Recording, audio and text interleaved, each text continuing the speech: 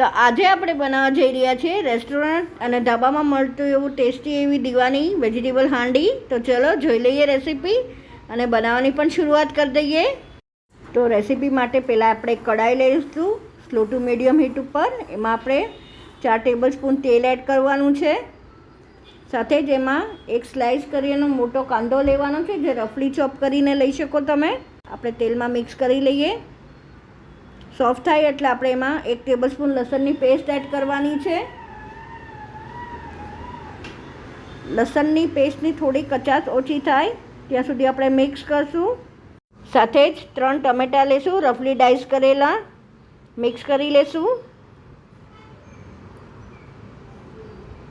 સાથે જ હવે મસાલો કરી લેશું. 1/2 ટીસ્પૂન હળદર છે. આપણે 2 લીલા મરચાં લેશું રફલી ચોપ કરીને. બધું પ્રોપર મિક્સ કરી આપણે હવે મસાલો કરી લેશું. એમાં 1 ટીસ્પૂન લાલ મરચું એડ કર્યું છે. સાથે 1 હેન્ડફૂલ આપણે ડ્રાયફ્રૂટ એડ કરવાના છે. મિક્સ કરી લેશું સારી રીતે. એમાં અડધો ગ્લાસ આપણે પાણી એડ કરશું. આપણે હવે આને ઢાંકીને ચડવા દેશું. તો આપણે જોઈ લઈએ. 10 મિનિટ થઈ ગઈ છે. સારું એવું સોફ્ટ થઈ ગયું છે, એકદમ જ એકરસ થઈ ગયું છે. તો હવે આને ગેસ ઓફ કરી અને ઠારી લેશું. અને ઠરે એટલે આપણે એને ગ્રાઇન્ડ કરી લેવાની પેસ્ટમાં. તો આપણી પેસ્ટ રેડી છે. ઠંડુ થઈ ગયું હતું રૂમ ટેમ્પરેચર પર.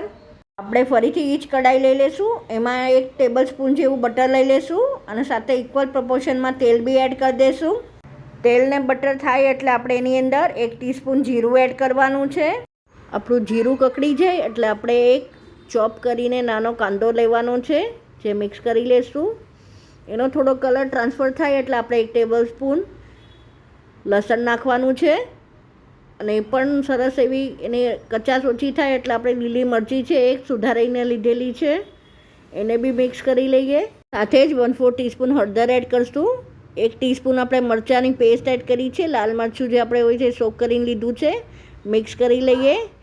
હવે આપણે જે પેસ્ટ બનાવી હતી એ એડ કરી દઈએ. મિક્સ કરી લઈએ સરસ રીતે. સાથે હવે આમાં પણ મસાલો કરી લઈએ, જેમાં બધું ઇક્વલ લેવાનું છે. 1 ટીસ્પૂન, જેમાં મેં ધાણા જીરું 1 ટીસ્પૂન લીધું છે. 1 ટીસ્પૂન આપણે સ્વાદ અનુસાર મીઠું, 1 ટીસ્પૂન શેકેલું જીરું પાવડર. સાથે કિચન કિંગ મસાલો લેશું 1 ટીસ્પૂન. અને કસૂરી મેથી છે એ પણ 1 ટીસ્પૂન લેવાની છે, જે હાથમાં ક્રશ કરીને એડ કરશું. બધું મિક્સ કરી લેશું.